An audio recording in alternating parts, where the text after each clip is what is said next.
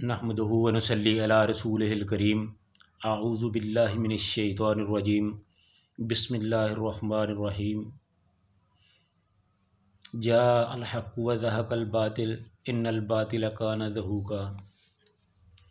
हर किस्म की हम्दो सना अल्लाह ताला की ज़ात वाला सिफ़ात के लिए जो सारे जहानों का खालिक व मालिक और परवरदिगार है, और लाखों करोड़ों दुरूद व सलाम रसूलुल्लाह सल्लल्लाहु अलैहि वसल्लम की ज़ात पे जो सारे नबियों के इमाम और सारी कायनात के सरदार हैं। इससे पहले हम फ़तह मक्का के हवाले से कुछ गुफ्तगू कर चुके हैं, और अभी भी हम फ़तह मक्का के हवाले से ही कुछ गुफ्तगू करेंगे। हम कोशिश करेंगे कि इसको मुख्तसर सा बयान करें।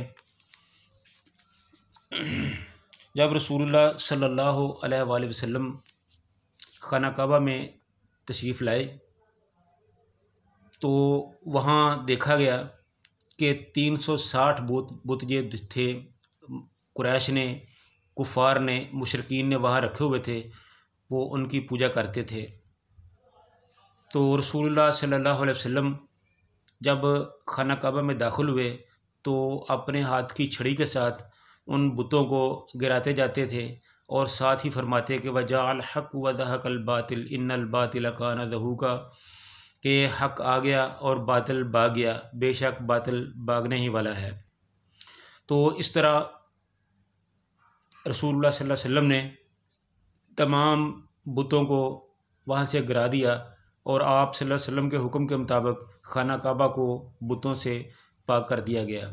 और आप सल्लल्लाहु अलैहि वसल्लम ने देखा कि खाना काबा में हज़रत इब्राहीम अलैहिस्सलाम और हज़रत इस्माईल अलैहिस्सलाम की तस्वीरें लगी हुई हैं। तो अल्लाह ताला ने, रसूलुल्लाह सल्लल्लाहु अलैहि वसल्लम ने फरमाया कि बुरा हो कुरैश का कि इन लोगों ने इन पाकबाज़ हस्तियों के नाम के साथ क्या लगा रखा है, हालांकि उन्होंने अपनी ज़िंदगी में कभी फ़ाल नहीं निकाली थी। तो इस तरह आप सल्लल्लाहु अलैहि वसल्लम के हुक्म के मुताबिक उनकी जो तस्वीरें थी वो भी मिटा दी गई और जो बुत थे वो भी गिरा दिए गए, और इस तरह खाना काबा को इन बुतों से पाक कर दिया गया। उसके बाद रसूलुल्लाह सल्लल्लाहु अलैहि वसल्लम ने हज़रत बिलाल रज़ी अल्लाह ताला अन्हु को हुक्म दिया कि बिलाल खाना काबा की छत पर खड़े होकर अज़ान दो। तो फिर उसके बाद हज़रत बिलाल रज़ी अल्लाह ताला अन्हु ने खाना काबा की छत पर खड़े होकर अज़ान दी, जो सब ने सुनी। जब अज़ान से फ़ारिग हो गए तो फिर रसूलुल्लाह सल्लल्लाहु अलैहि वसल्लम ने फ़तह की नमाज़ पढ़ी, 8 रकत पढ़ी। उसे कुछ लोगों ने तो फ़तह की नमाज़ कहा और कुछ लोगों ने चाश्त की नमाज़ कहा और कुछ लोगों ने शुक्राने की नमाज़ कहा। बहरहाल जो भी था रसूलुल्लाह सल्लल्लाहु अलैहि वसल्लम ने वहाँ नमाज अदा फरमाई।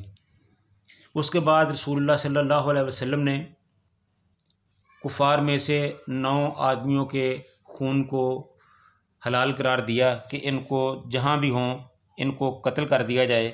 इनमें अब्दुल उज़्ज़ा बिन ख़तल, अब्दुल्ला बिन साद बिन अबी सरा, इकरमा बिन अबी जहल, हारिस बिन नुफ़ैल, मुक़ैस बिन सबाबा, हब्बार बिन असवद, इब्ने अख्तल की 2 लौंडियाँ। तो इस तरह 9 अफराद का रसूलुल्लाह सल्लल्लाहु अलैहि वसल्लम ने कत्ल का हुक्म दिया। तो उसके बाद कुछ लोगों ने आकर कुछ लोगों की सिफारिश की। तो इस तरह उन 9 में से 4 लोगों को कत्ल किया गया और 5 लोगों को रसूलुल्लाह सल्लल्लाहु अलैहि वसल्लम की इजाज़त से अमान दे दी गई।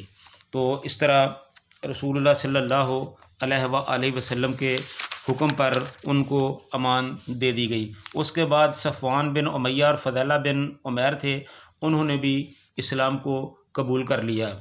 अगरचे सफ़वान बिन उमैया के बारे में ऐसा हुक्म तो नहीं था, लेकिन वो चूँकि मुशरिकीन का एक सरदार था तो वो समझा था कि उसकी जान को भी ख़तरा है। तो उमैर बिन वहब जो उनका दोस्त था, उसका दोस्त था और वो मुसलमान था, तो उसने रसूलुल्लाह सल्लल्लाहु अलैहि वसल्लम से कहकर उसके लिए अमान ली। तो रसूलुल्लाह सल्लल्लाहु अलैहि वसल्लम ने उसको अमान दे दी। तो सफ़वान बिन उमैया ने कहा कि हजूर मुझे 2 महीने की मोहलत दे दो, मैं सोच कर इस्लाम कबूल करूँगा। तो आप सल्लल्लाहु अलैहि वसल्लम ने फरमाया कि तुम्हें 4 महीने की मोहलत दी जाती है। तो इस तरह उनको मोहलत दे दी गई, लेकिन वो वहीं मुसलमान हो गया। तो इस तरह रसूलुल्लाह सल्लल्लाहु अलैहि वसल्लम ने दूसरे दिन, फ़तह के दूसरे दिन, खाना काबा में एक खुतबा इरशाद फरमाया और फरमाया कि जब अल्लाह ताला ने ज़मीन व आसमान बनाए, उसी वक़्त अल्लाह ताला ने काबे की हुर्मत को वादे कर दिया कि काबा हुर्मत वाला है, तो इसके घास नहीं उखाड़नी, इसके दरख्त नहीं काटने, इसके शिकार को नहीं भगाना, इसमें किसी को कत्ल नहीं करना, यहाँ किसी गिरी हुई चीज़ को नहीं उठाना। तो ये जो काबे से मुतल्लक़ बहुत सी चीज़ें थी वो रसूलुल्लाह सल्लल्लाहु अलैहि वसल्लम ने वो वादे की। तो जब इन चीज़ों से आप सल्लल्लाहु अलैहि वसल्लम फ़ारिग हुए तो उस वक़्त कुरैश अंसार की तरफ से कुछ अंदेशे सामने आए।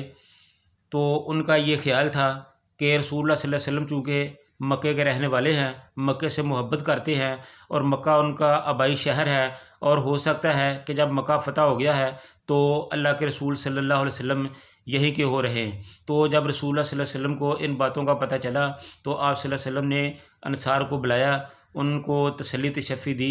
उन्होंने कहा कि ऐसा हरगिज़ नहीं हो सकता, मेरा जीना और मेरा मरना आपके साथ ही है, हम इंशाअल्लाह इधर से फ़ारिग होकर ज़रूर मदीने में जाएंगे, और अब हम मेरा जीना मरना मदीना वालों के साथ यानी आपके साथ ही है।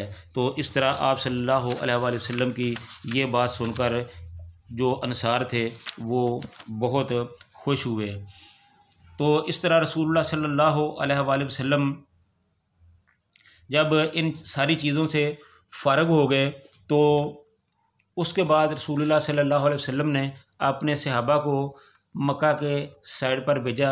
हज़रत खालिद बिन वलीद रज़ी अल्लाह तआला अन्हु को बुलाया गया और उन्हें कहा कि जाओ फ़लाँ जगह पर उज़्ज़ा का बुत है, उस बुत को गिरा दो, तोड़ दो, उसको ख़त्म कर दो। तो हज़रत खालिद बिन वलीद रज़ी अल्लाह तआला अन्हु गए और वहाँ से उस बुत को गिरा दिया और फिर वापस आए। तो आप सल्लल्लाहु अलैहि वसल्लम ने उससे पूछा कि ए खालिद, वहाँ आपने कोई चीज़ देखी है? तो हज़रत खालिद रज़ी अल्लाह तआला अन्हु ने कहा कि ना हुज़ूर, मैंने वहाँ ऐसी कोई चीज़ नहीं देखी। तो आप सल्लल्लाहु अलैहि वसल्लम ने फरमाया कि ए खालिद, तो फिर तुमने कुछ भी नहीं देखा, तुम ऐसा करो कि दोबारा जाओ और फिर दोबारा जाकर उस बुत को गिरा दो। तो फिर हज़रत खालिद रज़ी अल्लाह तआला अन्हु दोबारा वहाँ गए, पूरी तैयारी के साथ वहाँ गए। जब वो वहाँ पहुँचे तो उन्होंने देखा कि वो जो बुत था उसके अंदर से एक औरत निकली है जो बड़ी बदशक्ल, काले रंग की, और बाल जो उसके वो बिखरे हुए थे, और चीखती चिल्लाती वो वहाँ से निकली। तो जो उनको देखकर जो लोग हैं वो भी चीख और चिल्ला रहे थे। तो हज़रत खालिद बिन वलीद रज़ी अल्लाह तआला अन्हु ने आगे बढ़कर अपनी तलवार का वार किया और उसको वहीं ढेर कर दिया और वो वहाँ कत्ल हो गई। तो उसके बाद हज़रत खालिद बिन वलीद रज़ी अल्लाह तआला अन्हु वापस मक्का में तशरीफ़ लाए और रसूलुल्लाह सल्लल्लाहु अलैहि वसल्लम को बताया कि हुज़ूर, वहाँ ये मसला हुआ है और इस तरह एक औरत निकली थी और मैंने उसको कत्ल कर दिया।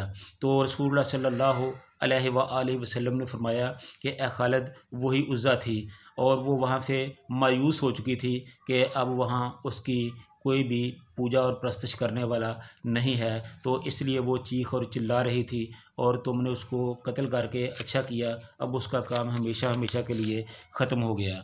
तो इस तरह ये सारी चीज़ें थी जो रसूलुल्लाह सल्लल्लाहु अलैहि वसल्लम ने वहाँ देखी। सबसे पहले तो आप सल्लल्लाहु अलैहि वसल्लम ने मक्के का जो इंतज़ाम था वो संभाला। रसूलुल्लाह सल्लल्लाहु अलैहि वसल्लम ने अपने सहाबा की जो ड्यूटियाँ थी वो लगाईं और उसके बाद रसूलुल्लाह सल्लल्लाहु अलैहि वसल्लम ने मक्के का जो इंतज़ाम था वो किया। इस तरह तमाम कामों से फ़ारिग होकर रसूलुल्लाह सल्लल्लाहु अलैहि वसल्लम तकरीबन 19 या 20 दिन मक्का में क़याम फरमा रहे। उसके बाद आप सल्लल्लाहु अलैहि वसल्लम मदीना की तरफ मुराजत फरमाई और मदीना तशरीफ़ लाए। तो इस तरह जो मक्के के फ़तह मक्का का जो वाक़यात थे वो मुकम्मल हुए। तो ये जो फ़तह मक्का थी ये मुसलमानों के लिए एक अजीम फ़तह थी, बल्कि आज तक सबसे बड़ी जो फ़तह है उसको फ़तह मक्का ही कहा जाता है।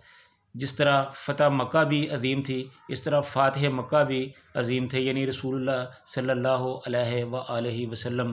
तो उस वक़्त रसूलुल्लाह सल्लल्लाहु अलैहि वसल्लम के जितने भी बड़े से बड़े दुश्मन थे वो सब आप सल्लल्लाहु अलैहि वसल्लम के कदमों में थे। तो जिन लोगों ने कभी भी रसूलुल्लाह सल्लल्लाहु अलैहि वसल्लम की तरफ आंख उठाकर नहीं देखा था, आप सल्लल्लाहु अलैहि वसल्लम से नफ़रत करते थे, वो रसूलुल्लाह सल्लल्लाहु अलैहि वसल्लम पर सदक़े और कुर्बान हो रहे थे। आप सल्लल्लाहु अलैहि वसल्लम की से अपनी अक़ीदत का इजहार कर रहे थे, आप सल्लल्लाहु अलैहि वसल्लम के करीब हो रहे थे, उनको यकीन दहानी करा रहे थे कि अब हमारा जीना मरना आपके साथ ही है। तो इस तरह अल्लाह ताला ने मुसलमानों को शान व शौकत से नवाजा, और अल्लाह ताला से दुआ है कि अल्लाह ताला अब भी मुसलमानों को उनका पहला जो मुकाम था वो लौटाए, और मुसलमान एक दफ़ा फिर आलमी सतह पर अपने वजूद को मनवाएँ और इस्लाम का गलबा हासिल करें। व आखिरु दावाना अनिल हम्दुलिल्लाहि रब्बिल आलमीन।